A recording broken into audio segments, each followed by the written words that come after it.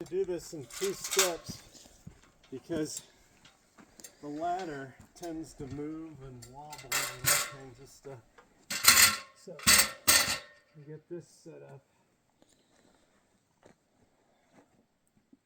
First thing now I gotta do, you said this was 14 1/4, right? Mm-hmm.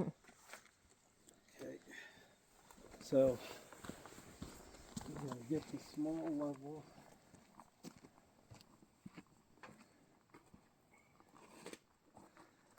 And we gotta mark where the saw goes in. Perfectly level. 2 1/4 inches. I hope after all of this you're going, how the hell did you figure all this out? It just took a while, I'm telling you.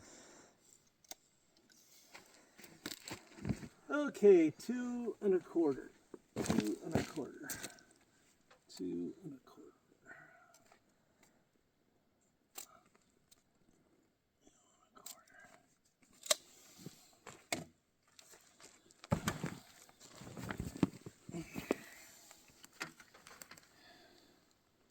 Okay, so again, everything's got to be level, right? Mm-hmm.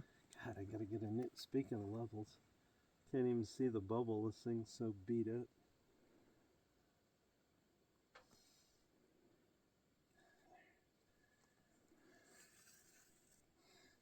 Okay, so my log is level, my bench is level, my cut is level. Everything's got to be level. And you got to make sure it's fixed, right? Because you're going to be jacking around with it, right? Okay. I don't have to do anything down here because I'm not cutting. My cut's going to stop right in here.